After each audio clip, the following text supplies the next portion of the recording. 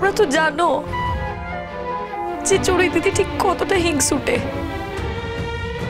যাই করুক না কেন, ও যাই করুক না কেন ফুলঝুরি, বিয়ে হয়ে গেলে তখন জোর থাকবে তোর, শুধু তোর। তাই তো, তখন কে ওর কথা মানতে যাবে? আমরাও চড়ুইকে বোঝাবো, বরং তুই এই ভুলটা করিস না। হ্যাঁ ফুলঝুরি, আর একবার যদি বিয়েটা হয়ে যায় না, তাহলে কারোর কিচ্ছু করার থাকবে না। লোভ দেখাচ্ছ বড় মামি? আমারও যে অনেক সাধ গো ওর সাথে সংসার করার। কত কষ্ট করে সেটা থেকে আমি দূরে সরে এসেছি। কতটা কষ্ট হয়েছে বলো তো ওকে বলতে যে ওকে আর আমি বিয়ে করবো না।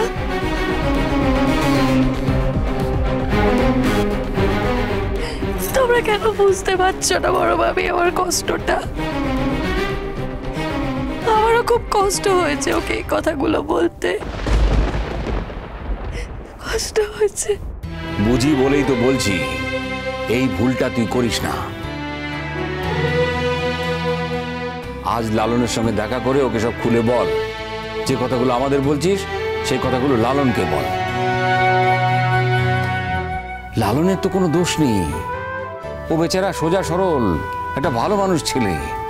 তার কি অপরাধ বল? ওর অপরাধ একটাই, ও তোকে ভালোবেসেছে, তাই তো? সেই জন্য ভাবছিস তো? ওর কোনো ক্ষতি হোক আমি যে চাই না গো। আমি বেঁচে থাকতে ওর কোনো ক্ষতি হতে দিতে পারবো না। কে বলেছে তোকে ফুলঝুরি ওর ক্ষতি হবে? কে বলেছে? ওর কোনো ক্ষতি হবে না ফুলঝুরি। তুই ওকে বিয়েটা করে নে, দেখবি সব ঠিক হয়ে গেছে। বললাম তো তোকে, অত ঢাক ঢোল পিটিয়ে তোকে বিয়ে করতে হবে না। তুই মন্দিরে গিয়ে শুধু সিঁদুরটা পরে নে। বিয়েটার পর দেখবি তোর জোর সম্পূর্ণ আলাদা হবে, সম্পূর্ণ আলাদা।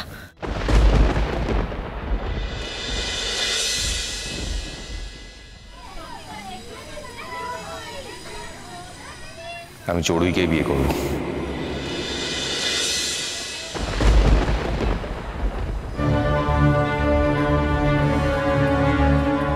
সে কি রে, হঠাৎ করে তোর এই মত বদল? কেন, খুশি হওনি? দেখ লালন, আমাদের কি আছে বলতো? হ্যাঁ, তোর যদি চড়ুইয়ের সঙ্গে বিয়ে হয়, তারপরে তো তুই ওই বিয়ের পরে ওদের ওই ফ্ল্যাটে গিয়ে থাকবি।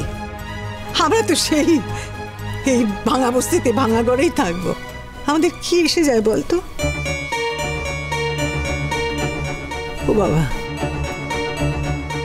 শুধুমাত্র তোর তোর কথা ভেবে তুই যদি একটু ভালো থাকিস, সেই জন্যই তো আমরা। আমি ভালো থাকবো বলে তোমরা আমাকে তোমাদের থেকে দূরে সরিয়ে দেবে, তাতেও তোমাদের কোনো অসুবিধা নেই। আসলে আমার ভালো থাকাটা এখন আমার থেকে বেশি তোমরা বুঝে গেছো। যাক, এতদিনে আমি নিজের ভালোটা বুঝেছি। শোনো লালন, কথা নয় ছয় করো না, নয় ছয় করো না। হ্যাঁ, আমি বস্তিতে থাকতে পারি, কিন্তু আমি ভদ্রলোকের মতন কথা রাখতে পারি। কোনো ভদ্রলোককে কথা দিলে সেখান থেকে আমি কখনো সরতে পারবো না। আরে বাবা, সরতে যাতে না হয় তাই জন্যই তো আগাম জানিয়ে দিলাম যে বিয়েটা আমি করছি। এবার যত তাড়াতাড়ি সম্ভব তোমরা একটা তারিখ দেখো। এই এই ভাই, তাহলে কালকে আমরা তাহলে সবাই মিলে যাই ওই বাড়িতে নাকি? না না না, ছি ছি ছি, বিয়েতে নেমন্তন্ন করলো দেখ তো। তখন আমরা গেলাম না, এখন গেলে ভাববে যে তখন জিনিসপত্র দেওয়ার জন্য যাইনি। না, আমি বলছিলাম যদি যেতেই হয় তাহলে কিন্তু একটা মানে কাপড় টাপড় কিছু তো একটা নিয়ে যেতে হয়। ওমা, ওদের সাথে আমাদের কুটুম্বিতা হতে চলেছে, তুমি তুমি একটা কাপড় দেবে? তাছাড়া কি দেবো বল? হ্যাঁ, কি দেবো? যা দেবো সে তো আমাদের সাধ্যের মধ্যে হতে হবে। হ্যাঁ হ্যাঁ, তোমার ভাই যদি এখন রোজগারপাতি করছে তো বাইরে থেকে, সে যদি আমাদের সংসারে কিছু টাকা পয়সা দেয়, তাহলে আমরা কষ্টের সৃষ্টি একটা ছোটখাটো ওই কানে দুল ফুল কিছু দিতে পারি। কেন? হঠাৎ কানের দুল দিয়ে ফুটানি দেখাবে কেন? আমাদের যা সামর্থ্য আমরা তাই দেব। আমরা কোনোদিন কাউকে দিয়েছি কানের দুল? হঠাৎ দেখলে একটা বড় লোক ওই জন্য কানের দুল দেবে বলে উঠে পড়ে লেগেছো তো? লালন,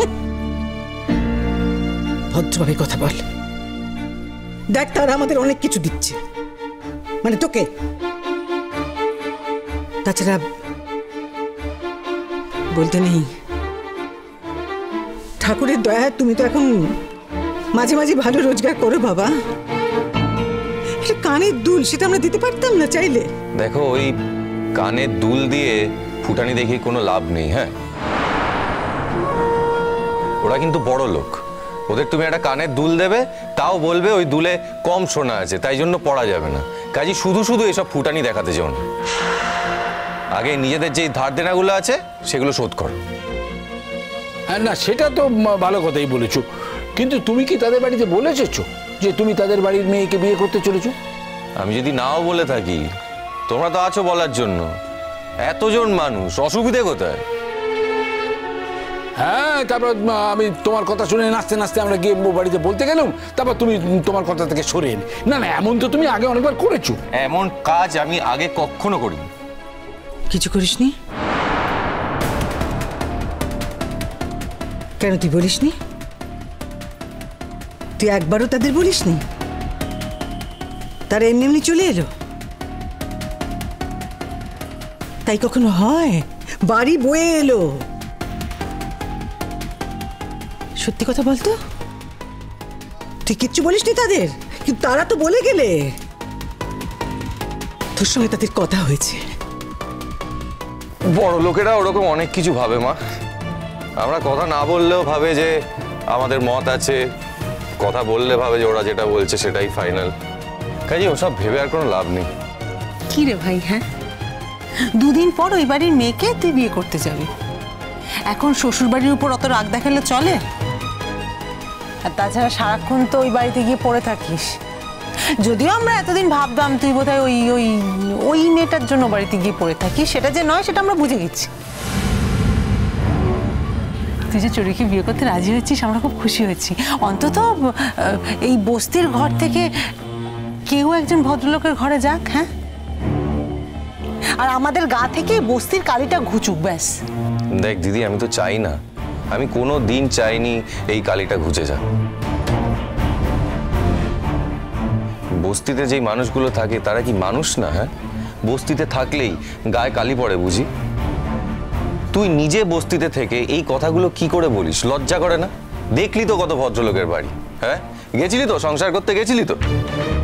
এই তোর কি আমাকে বলার জন্য এই কথাগুলো শুধু আছে? এক কথা সবসময় কেন বলিস না? 100 বার বলবো। তুই নিজে জীবন থেকে যেটা বুঝেছিস সেটা নিয়ে যদি আবার কথা বলিস, তোর যদি বিবেকে না বাঁধে, তাহলে 100 বার আমি এই কথাগুলো বলবো। এই বস্তিতে কি এরকম হয় না নাকি? হ্যাঁ, হয় না? কোনো বর তার বউকে ছেড়ে দিয়ে যায় না? সেই বউরা বাপের বাড়িতে এসে থাকে না? ঘরে ঘরে দেখছিস না এরকম হয়? সেটাই তো বলছি, বস্তিতে তো হবে, কিন্তু তোর কথা অনুযায়ী বড় লোকদের ঘরে এগুলো হয় না। তাহলে কি করে বড় লোকদের ঘরে এগুলো হচ্ছে বলতো? হ্যাঁ, তোর শ্বশুর বাড়ি তোকে কেন নিল না? গেছিল তো তোর বর সমাজ সেবা করতে, তোকে বিয়ে করে একটা বিরাট বার্তা দিতে গেছিল, তারপরে তোকে যেতে হয়েছিল। হাতে পায়ে ধরে তাদের ঘরে ঢোকার জন্য যেতে হয়েছিল, তাও কিন্তু তোকে ঘরে ঢুকতে দেয়নি, মুখের ওপর দরজা বন্ধ করে দিয়েছিল।